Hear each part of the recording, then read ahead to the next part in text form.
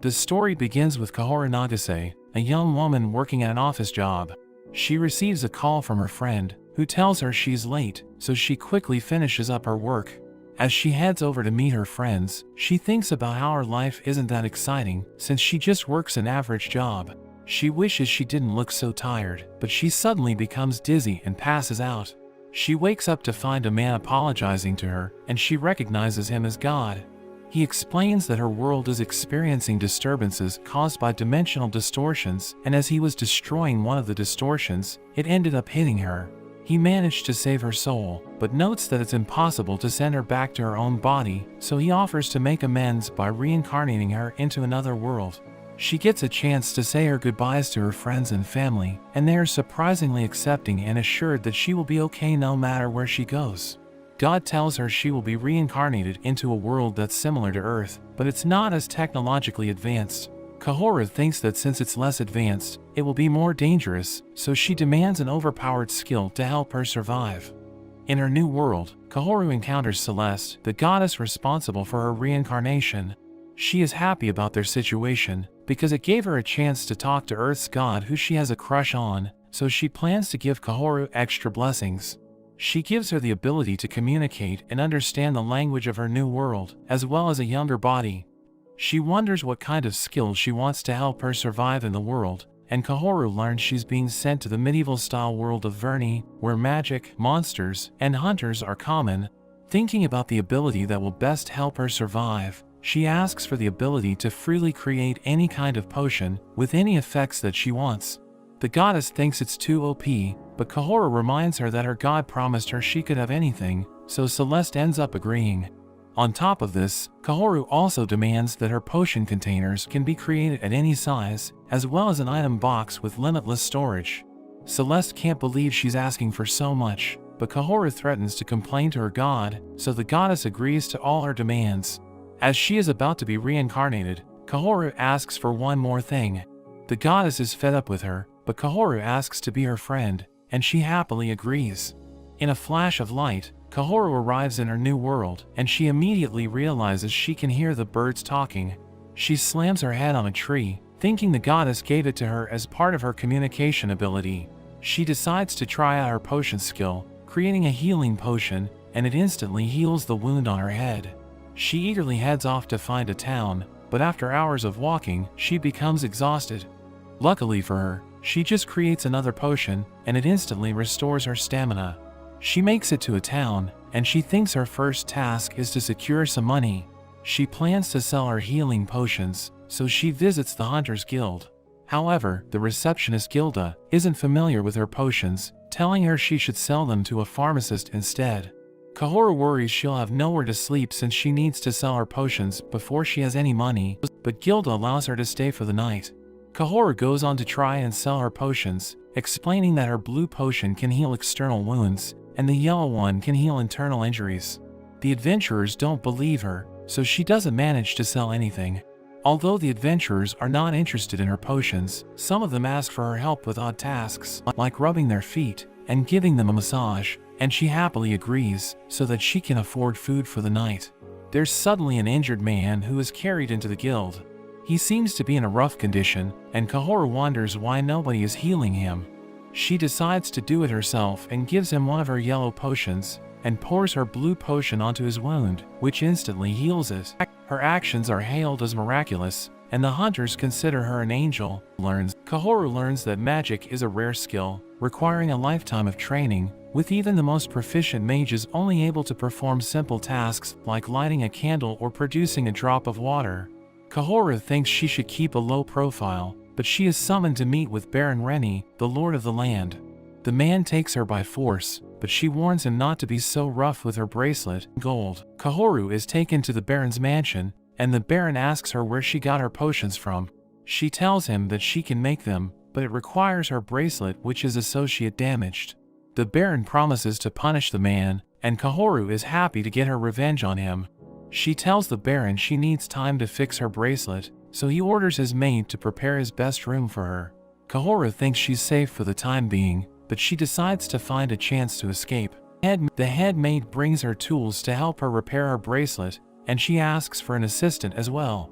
She wants someone around her age, so all the maids around her age are gathered. She selects one named Hannah as her assistant, but when they are alone in her room, she knocks her out. Kahoru then goes on to store all the furnishings and food into her item box, and she even takes Hannah's clothes. She cuts her hair, and using another potion, she is able to disguise herself as Hannah, and she's able to get out of the room without being suspected. The Baron is devastated when he finds she has escaped, and has also taken all his stuff. We see Kahoru has changed her hair and eye colors, so she hopes she won't be recognized. She sees people pursuing her in the distance, so she decides to hide behind a tree. She has a snack while she waits for her pursuers to pass by, but she finds that it's the hunters from the guild, and they don't even want to find her since she saved their friend, so they end up just heading back. Kahoru prepares to head for the royal capital, determined to make the most of her new life. She sleeps in the forest on the bed she took from the Baron's mansion, but there are 3 children that pass by, and the youngest girl named Eunice starts calling her a goddess. Kahoru decides to play along, and Eunice thinks she must be Celeste, but Kahoru corrects her, saying she is from another world, but Celeste is her friend. Eunice's brother Hector introduces himself as the son of the Count Aiden, as well as introducing their knight Fran. They explain they are on a journey to visit their grandmother who is gravely ill, and Eunice begs Kahoru to cure her grandmother with her powers. Kahoru has no other choice, and agrees to help on one condition, telling them to tell her a story that will make her cry. The 2 children tell her stories of their troubles, but she just finds them childish. Fran tells her story of how she trained her whole life as a knight, rejecting all her marriage proposals. She developed a strong body, but she's now past the age of marriage, so she's afraid she will be alone forever. This makes Kahoru cry, and she creates 3 potions, supposedly from her goddess tears.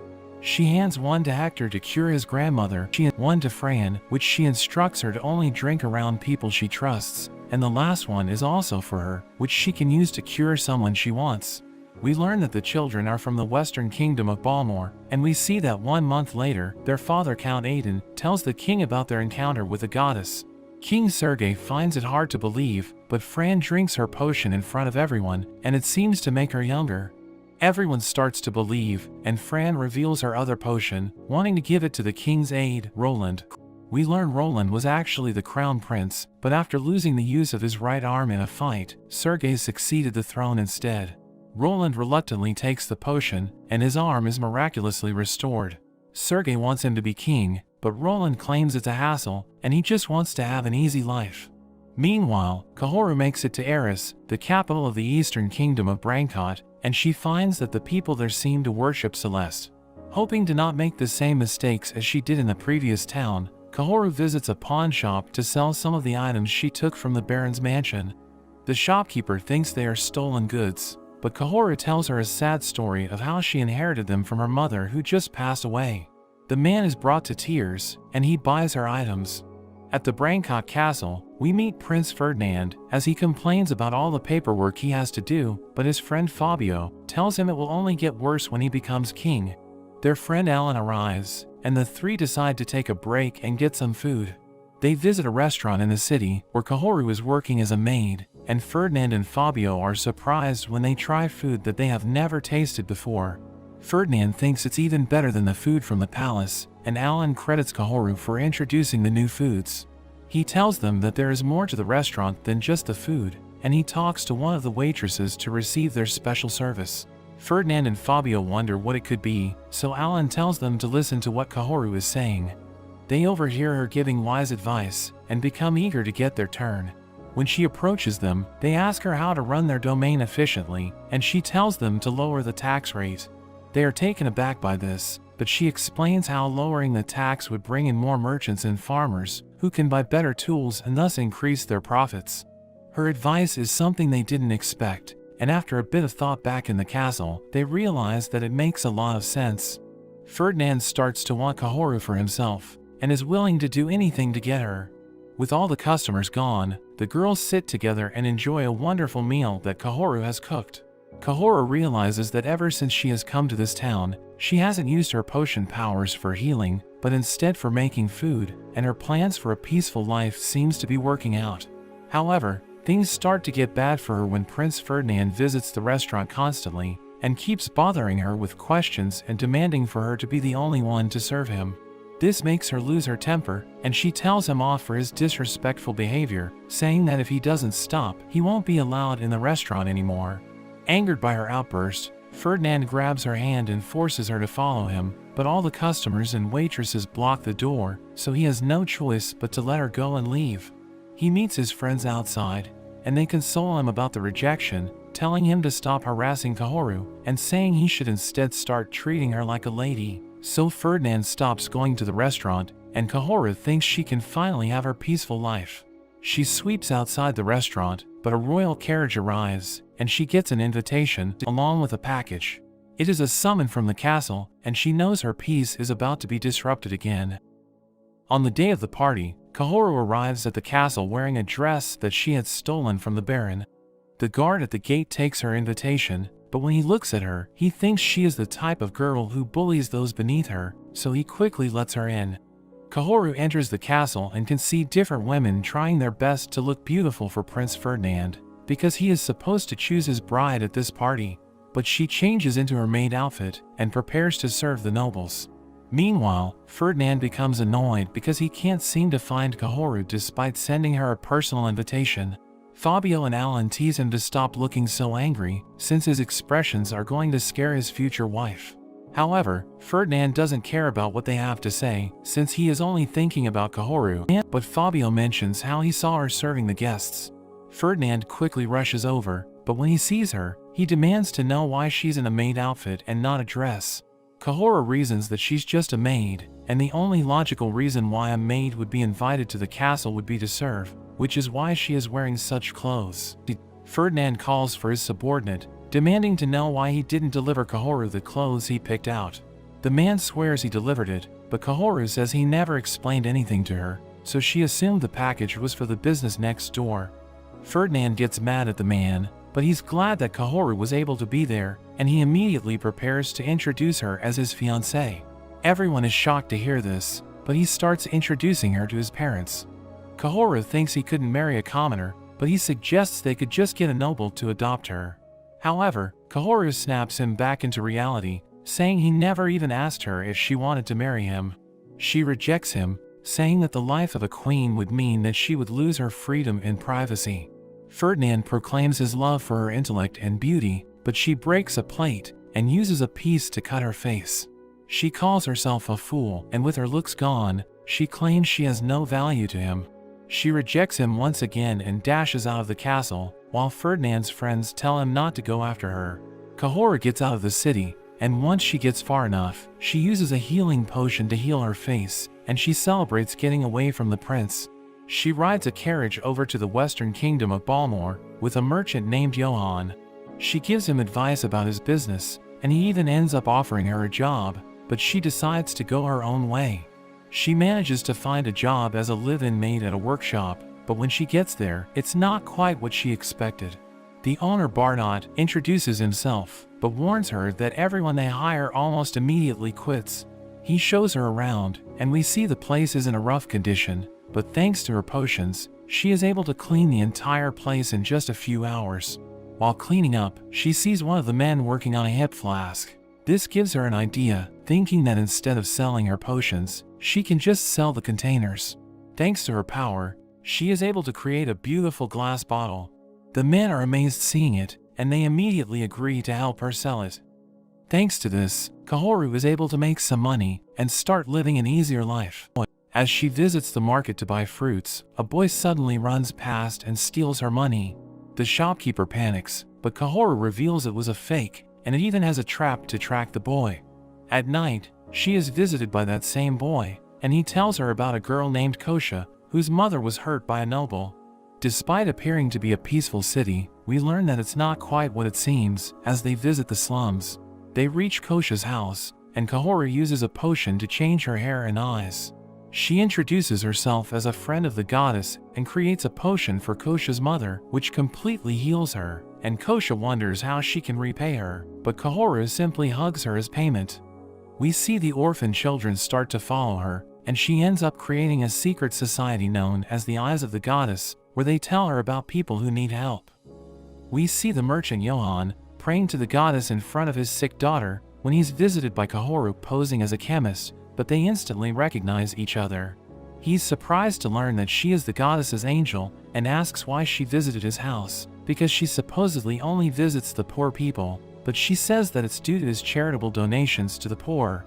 Johan is ready to offer her anything in return, but she simply asks him to keep her identity a secret and to help anyone in need.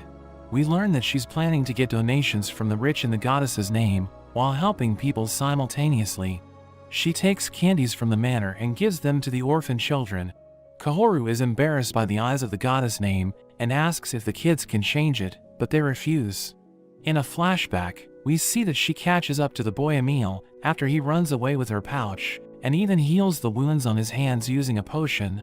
She's surprised to hear that he stole for his sick friend Belle, so she demands to know Belle's location. She visits her, healing her instantly with a potion, and the kids gathered around her are relieved to see her healthy. She introduces herself as a friend of the goddess, asking the children to help her find sick people to heal, and in return, they will be kept well fed. We see that's how the Eyes of the Goddess organization was created, and the rumors of a goddess angel spread throughout the city. Over at the workshop, one of the employees, Azel, confesses to Kahoru, asking her to be his fiancée. She thinks that she has finally entered her popular phase, but is instantly dejected when she hears that he only wants her to pretend to be his fiancée for his brother's party. We see the party at Viscount Leo's home, where Kahoru eagerly munches down on food when she encounters Johan and goes to thank him for preparing her dress for the party. She asks him about the women lined up, and we learn that they are potential marriage candidates for the eldest son, even bringing gifts to make a good impression. Using the opportunity, she joins the line and introduces herself to the eldest son as a friend of Azel. She asks him to call his servant Calvin, and we learn that Calvin is his loyal guard who was crippled while trying to protect him from a bear attack. She asks the crowd to raise their hands for the goddess's blessing, and as they close their eyes and pray, a red potion appears, which she asks Calvin to drink. He reluctantly takes it, and to everyone's surprise, his disabled leg is healed. Everyone thinks it's a miracle, and Azel wonders who Kahoru actually is, but we see that she has disappeared. In a temple of the royal capital, the bishop is informed of this event and orders his men to find Kahoru, no matter what the cost, but we see he has ill intentions. Azel finds Kahoru in the workshop with the others, so he takes her outside and asks about what happened. As she tells him about her ability and that she's a friend of the goddess, they are interrupted by Azel's brother, who informs her that she has been summoned by the king. The next morning, just as King Sergei is getting tired of waiting, he is told that Kahoru tried to enter the back gate dressed as a commoner, but wasn't let in. We learn the guard harassed her in exchange for letting her in, but she cleverly makes use of the situation, promising she'll never listen to the orders of the king and that she will live freely in the goddess's name. The king sighs in disappointment as we learn that nobody, including the king, can overturn a vow to the goddess. Kahoru uses the same excuse to turn away the bishop from her door, but when he keeps pestering her, she drops an explosion potion on his carriage in the form of a divine punishment. The news of this reaches the king, sparking disputes between the representatives of the royal family and the temple, arguing over who will take Kahoru. To put a stop to it, a public gathering is convened in front of the goddess's statue to question Kahoru. The king asks her if she has any divine message for him, but she tells him that she doesn't, saying she's not bound to the kingdom and that she's there by coincidence, which surprises them. Hearing this, the priests think that she will naturally join the temple as a follower of the goddess, but she claims that she's not a follower. The crowd is shocked, so Kahoru explains that she believes in more than one god.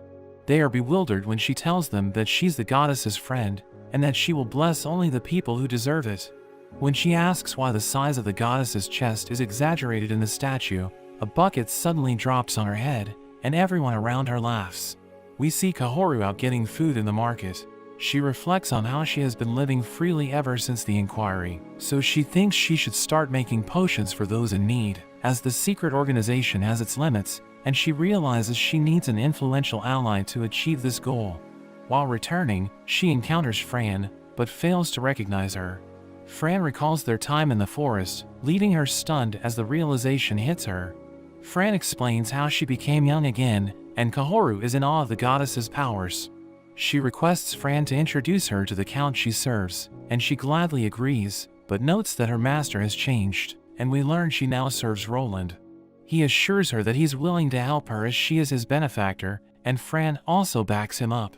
After some consideration, she accepts, and they are all added as members of this secret organization. Kahoru asks the members to keep her identity as a goddess from another world a secret, claiming that she wishes to spread the blessings. She asks them to help her sell potions, saying that although they are not as strong as the goddess's tears, they will heal injuries and diseases while being affordable. She notes that she has put a limitation on them, which makes them expire after 5 days, so they aren't stockpiled for war. The group is impressed and promises their full support. The group decides on the name, Goddess's Light, for themselves, and Kahoru is annoyed that she's stuck with another extravagant title. On her way back to the workshop, she meets Azel, who tells her that someone came looking for her from another country. We see that Ferdinand has chased Kahoru all the way to Balmore, hellbent on taking her back with him, but Fabio and Alan plead with him to behave decently and apologize first. Kahoru tricks Ferdinand by telling him that she is the elder sister of the Kahoru they met, and then teases him by saying that Fabio and Alan are more her sister's type, while she hates the conceited types like Ferdinand. Alan invites her to Brancott so she can live together with her sister, but she rejects their proposal by lying that she can't live in the same kingdom as her sister, because it would cause a power imbalance between the kingdoms. As Ferdinand is about to take her by force, he's surrounded by the men at the workshop, but Kahoru asks them to leave. Ferdinand is dragged away by his friends, and on their way back, they wonder if it was actually Kahoru they met. Fabio notes that Kahoru has zero interest in Ferdinand, but Ferdinand is determined to get her back, no matter what. In the Holy Land of Ruta, the Pope is informed that the Kingdom of Balmore has rejected their summoning of Kahoru. We learn that Ruta's authority has been on a decline ever since Celeste's descent 53 years ago, and he claims that the goddess's blessings should only be reserved for Ruta. Kahoru's potions are distributed throughout the kingdom as planned, and we see the positive effects. Roland notes how they will now be able to increase production, but she rejects the idea, saying that the advancement of medical technology is more important in case something happens to her, and instructs Johann to start distributing potions in the neighboring kingdoms of Acede and Brancott. Meanwhile, in the enemy empire of Aligot, the king hears about the potions, and orders his military to invade Balmore, so they can get their hands on Kahoru and mass-produce the potions. Back in Balmore, Kahoru buys the orphan children their own house, gets the blacksmiths to make utensils for them, and even teaches them how to make their own food. She also teaches them basic finances and proper etiquette to handle customers. Kahoru helps sick families at night with the help of the tears of the goddess, believing that no one would recognize her in her disguise, but to her surprise, a girl she had healed gives her a flower the next day. King Sergei is informed of Aligot's attack, with their 30,000 soldiers, and their plan to attack after crossing the mountain. However, they have 40,000 soldiers at their disposal and the home territory advantage. Roland thinks that it's strange that Aligot would attack despite their disadvantage, but they are suddenly alerted that Aligot forces have started attacking from Ruta's side, with 20,000 of their soldiers, and Sergei wonders why a neutral territory would allow such a thing. Emissaries arrive from Ruta to claim custody of Kahoru before the war begins. Sergei suggests turning them back, but Roland says that they should meet Kahoru. The emissaries meet Kahoru, and tell her to evacuate to the Holy Land with them for protection, but Kahoru deduces that the Holy Land allowed Aligot to pass through their lands without trying to stop them, because they are allied with Aligot. The emissaries are arrested on charges of espionage, as Kahoru asks Roland to inform the other nations about Ruta's betrayal. Afterward, Kahoru tells Roland to take care of the rest as she leaves the room, telling them that she's going for a walk, while planning to crush the forces of Aligot.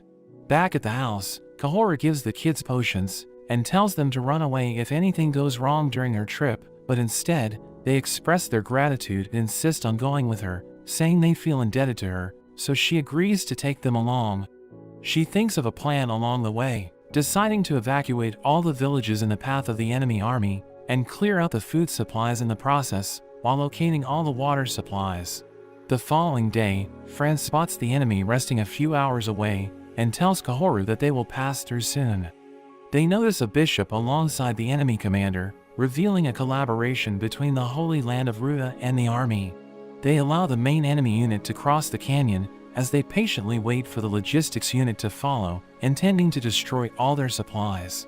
They see the logistics unit coming through the canyon and bombard it with explosives supplied by Kahoru. With the enemy distracted, Kahoru proceeds to light their supplies on fire. The main unit returns after noticing the commotion, but they arrive to find all their supplies already burned to the ground. The commander orders everyone to advance forward and take the food and water from the villages ahead.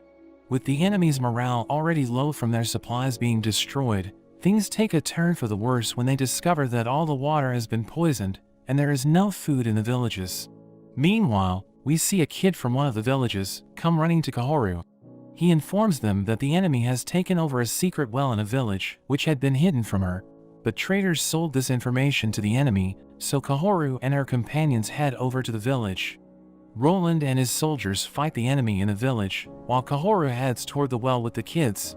She arrives at a shed where the well is located and orders everyone to keep a watch around the shed. They enter the shed and find 3 soldiers guarding the well, who realize that Kahoru is the one poisoning the wells after seeing the bottle in her hand. She wonders how she should deal with them without causing a commotion, but Belle takes the bottle from her and starts running toward the well. She tries to stop Belle, but Emile stops her, saying that Belle can do it. Belle runs past the guards and jumps into the well while holding the bottle, shocking everyone. Kahoru questions Emile why Belle would do such a thing, and he says that Belle owed her life to her, and it's their duty to protect her as eyes of the goddess. The guards try to kill them for destroying their only source of water, but they fall in pain as Kahoru creates poison inside their stomachs. Emile runs to the well and shouts for Belle, hoping that she might still be alive. He starts losing hope, but is relieved when he hears Belle calling his name from behind, and is shocked to see she is unharmed. He runs towards her and hugs her, as we learn that Kahoru put her inside the item box as she jumped into the well without anyone noticing. Everyone regroups after their victory, and an injured horse from the enemy army catches Kahoru's attention, so she heals the horse and decides to keep it. They all head back to the castle side by side, as Kahoru gathers information about the enemy from the birds. She learns that the army is in a bad state after losing the secret well, and Fran has gained the nickname Fearsome Fran after she displayed demon-like strength in the battle. The Imperial Army hopes to restock at the town of Nicotia, but upon their arrival, they are welcomed by a huge army in front of them, and seeing his soldiers barely standing, the commander is forced to surrender. Kahoru tells the kids to return to the capital without her, but they insist that they want to stay with her. She tells them that she can't protect everyone, so they must go back and take care of the house, promising them she will come back safely. Kahoru and the remaining group head toward the west, where the rest of Aligot's army is attacking from. They reach the army outpost where the general updates them about the ongoing situation.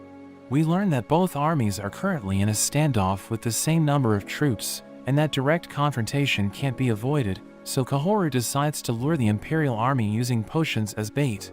The next day, the general loudly announces the fall of the invading army and the arrival of Prince Roland with a huge number of potions, making sure that the enemy hears it. The enemy commander gets greedy, ordering everyone to attack, and the battle begins. Kahoru tells Roland to join them and try to draw their focus so they leave themselves open. Roland introduces himself to the enemy and challenges everyone to attack him if they dare. Dozens of soldiers start riding towards him, but to his surprise, they pass right by him and go straight towards Kahoru. They surround her, but Fran rushes in to save her, killing many of the soldiers, but they keep on coming.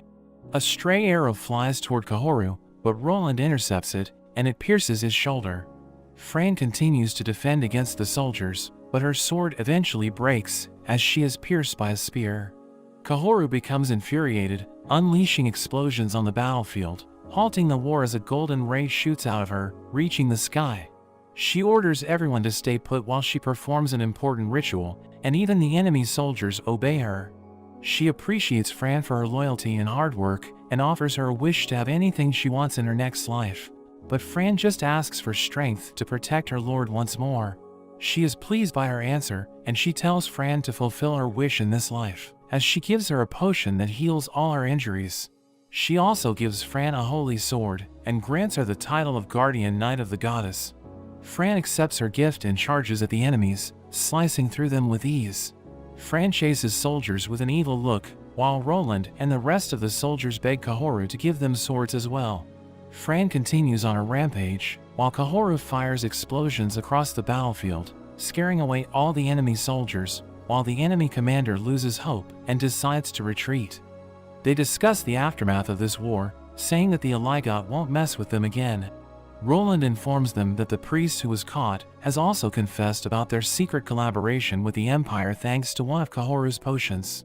Fran proclaims that she will only serve Kahoru as a master and takes a leave of absence from Roland's service.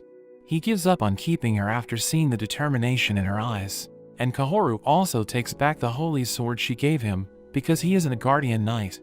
A month after their victory, peace talks are held in public at the royal capital, attended by King Sergei, the Chancellor of Aligot, and the Pope from the Holy Land. Sergei presents his demands to Aligot, asking for compensation for the damages, but the Chancellor argues that Balmor caused the war by confining the angel and monopolizing her potions. However, Kahoru interjects, saying she isn't an angel, nor was she confined. She tells them she doesn't belong to any kingdom and that anyone can buy her potions, but the reason no potion has reached Aligot is because the potion expires 5 days after production. However, she assures them that she's working on making them last longer. Kahoru knows that Aligot only attacked because their own lands are too harsh for farming, but she offers up a solution to their financial crisis. We see that she created a bottle in the shape of the world, and she was able to discover a nearby island with fertile land and resources. She advises them to use their abundant forests to build ships to get there, so they can trade with the foreign lands and improve their economy. She also asks King Sergei to collect the compensation in installments to reduce their burden, and he agrees to this. The people from Aligot are touched by their compassion and thank them, but we see the Pope, who refuses to pay any kind of compensation and denies any involvement in the war, despite the written confession from the captured priest. He instead asks them to apologize, but Kahoru confirms the Holy Land's involvement in the war, so the Pope calls her a servant of the devil. She exposes their plans to confine her, under the pretext of safeguarding her to strengthen their image as a Holy Land while monopolizing her potions. The cornered Pope decides to summon Celeste, using an orb she had left behind, but is shocked when she is friendly towards Kahoru. Celeste also rejects any involvement with a country or its people, denouncing Ruta as a holy land, and declaring that she won't forgive anyone for using her name for their personal gain, but they can continue to worship her as their goddess. Celeste leaves, saying that it's time for her to report back to the god of Earth. After 4 years, we learn that Aligot is improving itself, while Ruta is being ruled by a new government.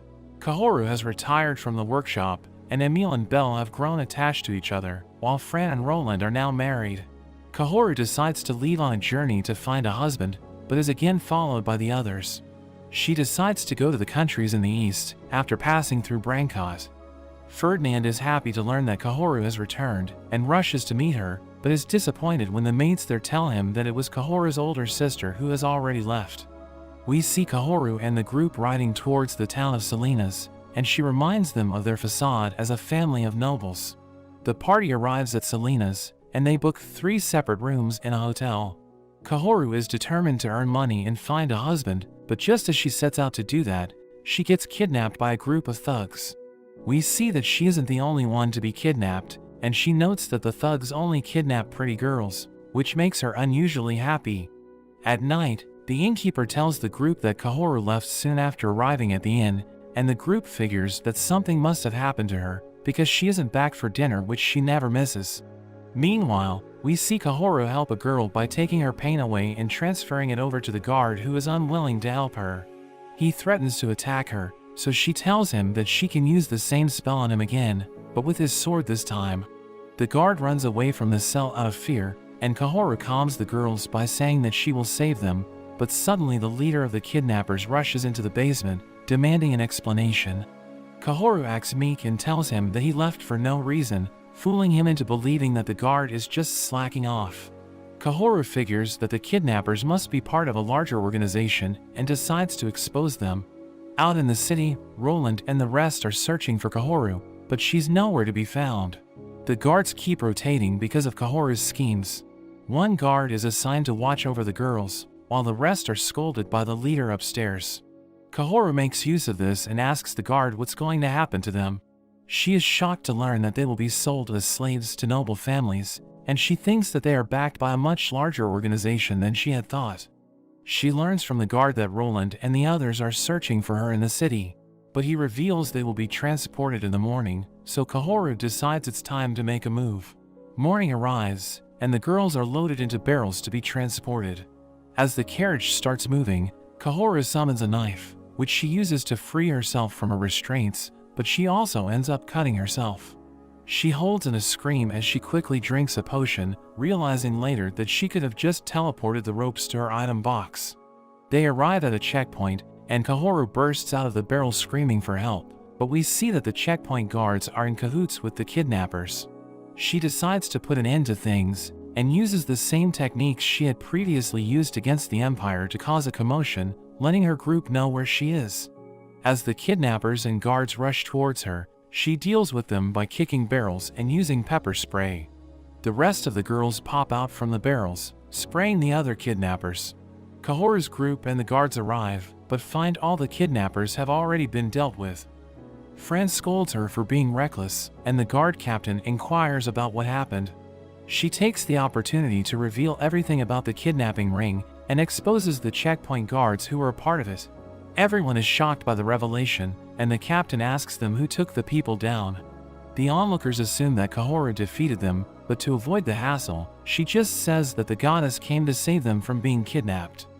The domain lord arrives and asks Kahoru if she met the goddess, so she once again explains how she was saved, and adds that the goddess gave her a message to punish every single person who was involved, or she will punish them herself.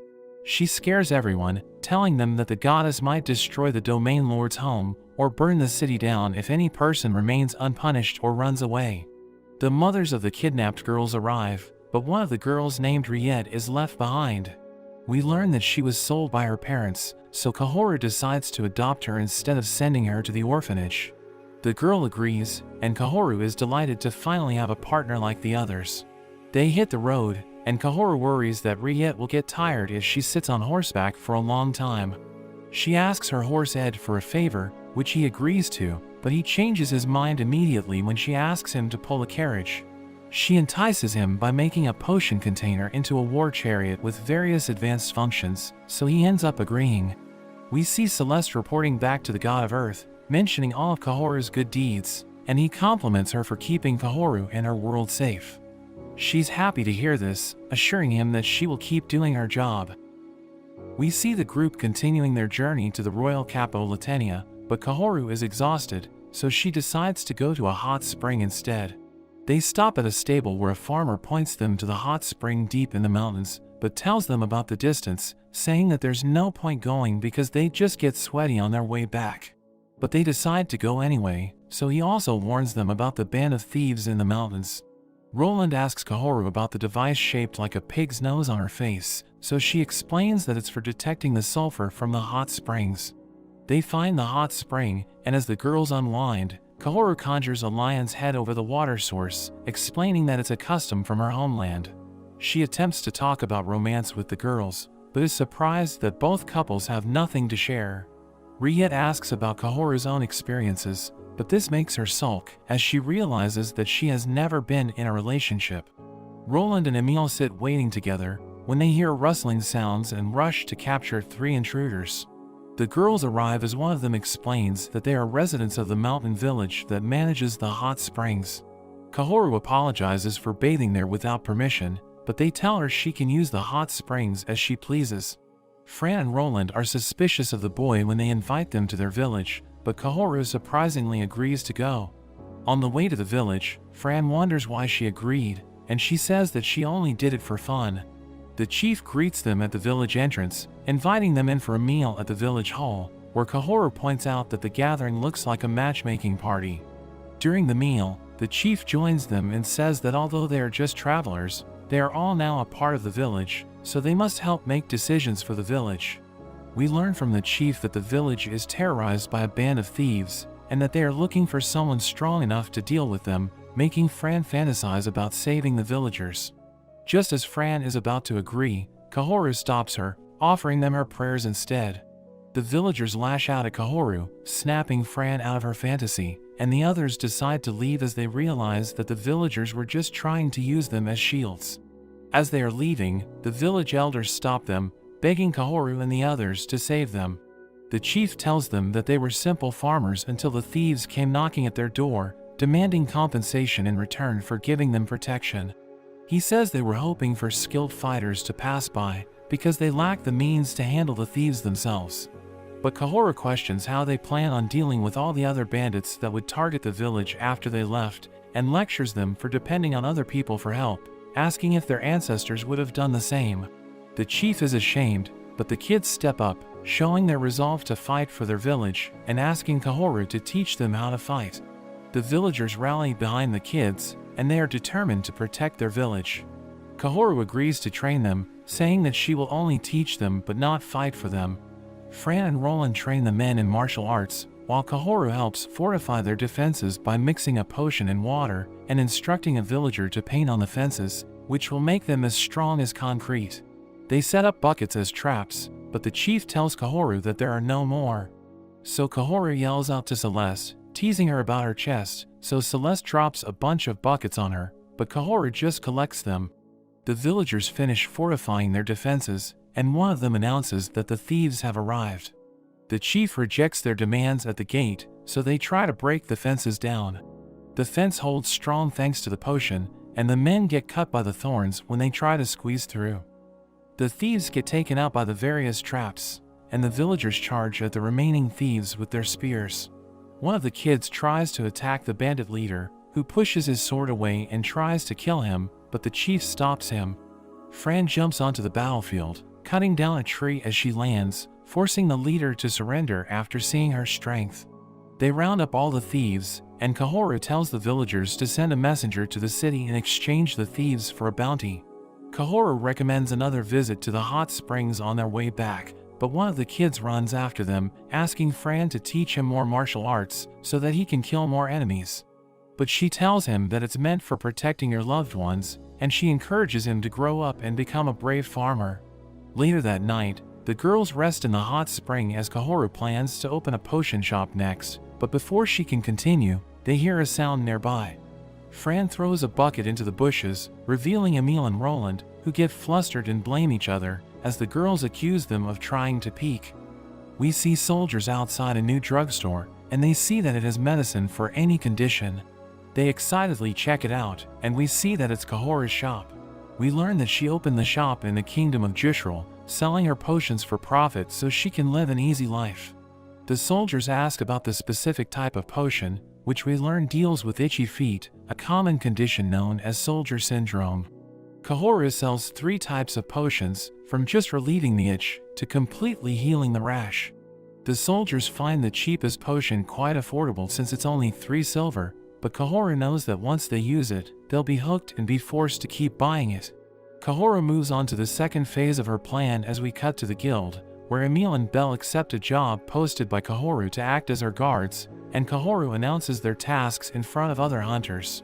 Emile introduces himself and Belle to her, and we learn that they are doing all this to avoid suspicion, because news of the Angels Party has reached the kingdom, so by doing this, they'll be able to live together without raising any eyebrows. Kahoru and Riette stop at the market for groceries, where we see Roland and Fran secretly following them. Fran wonders why they don't live with Kahoru like Emile and Belle, so Roland explains that Kahoru did it to give them space since they are engaged, but Fran disregards him, rejecting all of his advances. As they head back, a boy offers to carry Kahoru's groceries for 2 coppers, as he tells her about his group who do menial tasks around the town to earn money. The boy is shocked to learn that Kahoru has her own store, and he introduces himself as Gum, before he runs off. We see Gum and the kids counting their money from the day, disappointed that they don't have enough, but Emile and Belle show up, bringing them food from Kahoru and offering to cook for them. Gum tucks the kids into bed at night and asks Emile about their past, so Emile tells him about how bad their lives were before they met Kahoru. Gum wonders how they became so successful, but Emile hesitates to answer, because he doesn't want to reveal Kahoru's identity. At the shop, Kahoru tells Riette to run upstairs as army officials enter. The officer introduces himself as the Royal Army's 2nd Battalion commander, Colonel Nevis, and he offers to buy the soldier syndrome potions in bulk. He notes that the 10,000 soldiers in the army could benefit from her soldier syndrome potions, but Kahoru asks about the other 9 battalion commanders.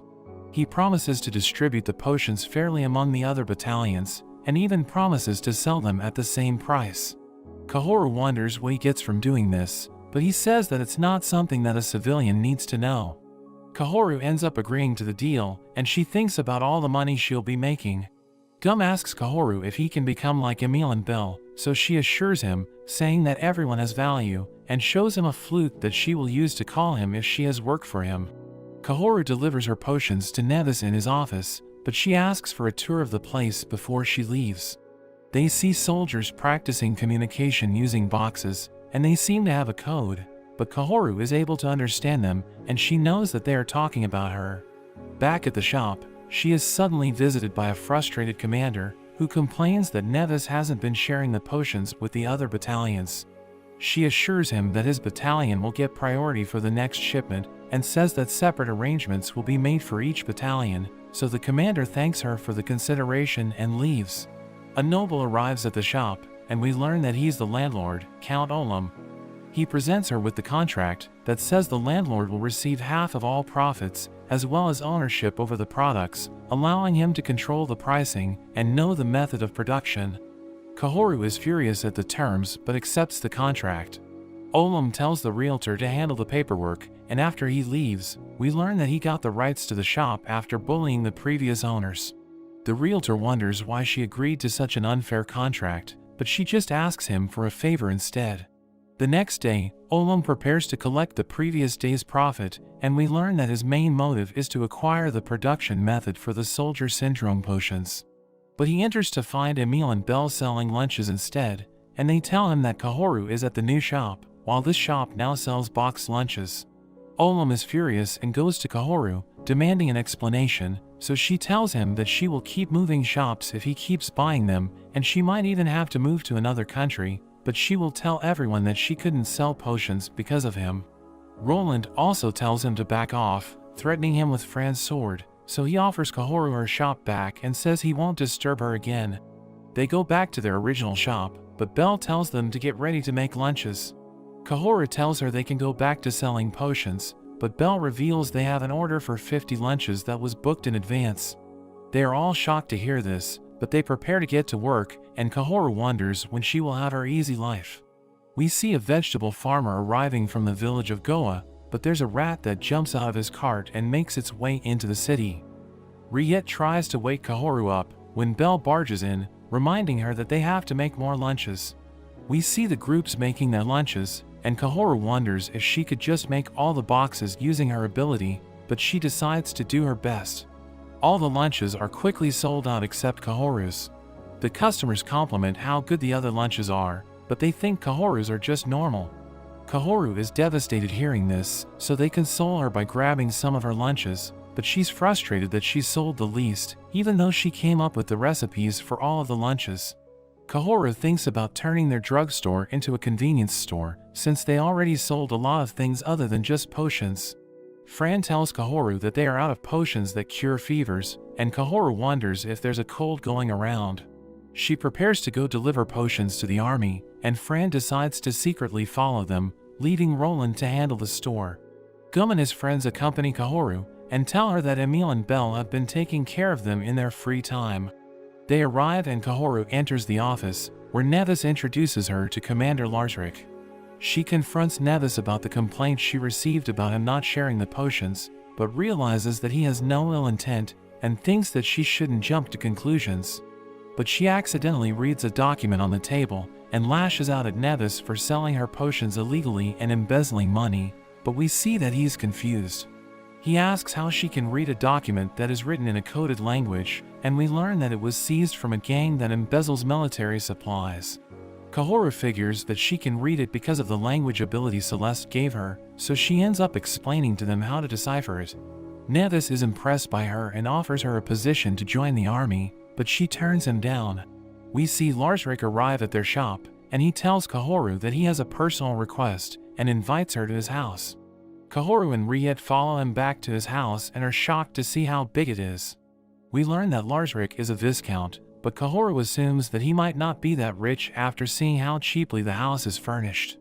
Larsric asks her to find a treasure hidden in the house, and we learn that the Larsric domain has been suffering from crop failures over the last few years, causing their finances to run dry. So he wants to find the treasure that was discovered by the family several generations ago, but its location was passed down through word of mouth, and the Viscount 3 generations ago passed away before telling the next in line. Larsric takes out a coded document, which is the only hint about the treasure, and he wants Kahoru to decipher it, but the document has no mention of the treasure's location. Larsric becomes disappointed, and reveals that his father and grandfather have searched everywhere but were unsuccessful, and they only know that the treasure was brought to the capital. She takes pity on him, so she conjures a metal detector-shaped potion, and she sets it to detect gold. It instantly reacts, but she realizes that it's just reacting to the gold in Larsric's wallet, so she sets it to detect gold that's above 300 grams. They follow its directions and arrive at the treasury, but are disappointed when they see that it just points to the remaining gold coins in the vault. She excludes the gold from the search, but the detector fails to find any other gold in its range. However, Kahoru deduces that all the gold coins combined wouldn't weigh more than 300 grams, so the detector must have been pointing at something else. She runs toward the room behind the treasury, requesting to cut open the wall, because she suspects that the treasure is hidden inside. But we see that the wall is empty, and Larsric sulks over this failure. Riet enters the room, asking Kahoru to heal a bug bite. She sprays a potion over the outside, but she suddenly realizes something. She heads over to the vault, scratching it with a coin, revealing that it's made of gold, and the treasure was the vault itself. Larsric celebrates, but Kahoru reminds him that even the treasure will run out if his crops keep failing, advising him on how to find and solve the problems that cause the failures. Larsric prepares a meal for them and introduces them to his family. Kahoru assumes that his 2 sons like her, as she fantasizes about her future as part of a noble family, but her dreams are shattered when we learn that they only want the soldier syndrome potion from her. Later at night, we see Gum screaming for Kahoru, asking for her help. She follows him to his friends, who are very sick, and we see that people all over the city are sick with severe fevers and coughs, as Kahoru wonders if it's an epidemic. We see the epidemic continue to spread as many people lose their lives, and everything closes down. Nevis reveals that the epidemic spread from the village of Goa, east of the capital, which is currently in a lockdown enforced by the army. Roland doubts the competence of Jishral's royal family, because they have yet to choose a strategy. Fran worries about the villagers of Goa running out of food because of the lockdown, and Kahoru wonders what she should do. She thinks about just waiting for things to pass, so she can go on with her easy life, but she decides to help everyone. She doesn't care if her identity is exposed, and tells the others that they may need to move again after this, as she declares that the goddess's light is back, but the others are happy about this, and Nevis is shocked that Kahoru is the rumored angel. Kahoru arrives at the statue of the goddess in the city center, and uses her whistle to call all the kids. She tells them to spread the news that she will distribute a cure to everyone in the morning, and the kids take off to inform the town. She instructs Roland to inform the nobility of the plan, and gives Fran a bag of potions to deliver to Nevis for the soldiers guarding the area. Morning arrives, and the town gathers as Kahoru tells everyone about the cure, threatening them to maintain order or else they will face the goddess's punishment. She conjures a statue of Celeste, with the potion pouring out of it, explaining that it will cure the illness if they already have it, or prevent it if they don't. A man steps up and drinks the potion, instantly feeling better, so the other people rush in. Kahoru hands a bag of potions to Larsric for the royal family, because they can't line up in front of the statue. A noble arrives, declaring that the statue belongs to him, but Kahoru blows up his carriage, and he begs for forgiveness.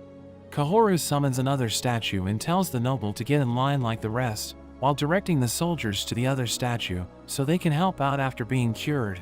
Nevis asks Kahoru what she will do after this, so she tells him that she plans to head towards Goa to find the root of the problem, saying that she won't let anyone die. Nevis decides to join her, and he leads them to Goa. Ed complains to Kahoru about being left alone in the barn, so she tries to apologize, and Nevis is surprised that she can even talk to horses. Kahoru informs the villagers about the potion when they arrive at Goa. They are skeptical at first, but after seeing an old man instantly cured after drinking it, they quickly change their minds. The whole village quickly regains health and rejoices, while Kahoru tries to locate the source. She asks the chief about the first patients, and they figure that the source must be somewhere in the valley. They go over to the valley, and we see Kahoru wearing a glasses-shaped container that we learn helps her locate things, which she calls the Searcher. The Searcher detects the virus nearby, but it moves quickly, and we see that the virus is spread through animals. Kahoru extends the range of the Searcher and locates the source of the virus, finding a black warp ball in front of them, which spits out an infected animal. Kahoru figures that it's a distortion, so she decides to summon Celeste. Celeste wonders what she wants, but is shocked when she sees the distortion. Celeste tells everyone to back away as she prepares her attack, and she successfully destroys the distortion, but the impact causes everyone running away to fall down. They get up and see Fran scolding Celeste for not being considerate about Kahoru's safety. Kahoru stops her, and she tells Celeste about the epidemic that the distortion caused, telling her that the cleanup of the aftermath is also her responsibility. Celeste isn't too keen, but Kahoru mentions Earth's god to convince her, saying that he might even pat her head if she does a good job, so she excitedly heads off to deal with it. Kahoru prepares to leave with her companions, but Nevis asks what will happen to the statues she left in the capital, but we see that they self-destructed after 5 days. The group heads off, and they all think about where they should go next, so Kahoru suggests going to see the ocean. She thinks about how she hasn't been able to have her easy life yet, but she's glad for the friends she's made, and she's determined to continue until she achieves her goal. But that's where this video ends. Remember to like and subscribe to the channel. Thanks for watching, and I'll see you next time.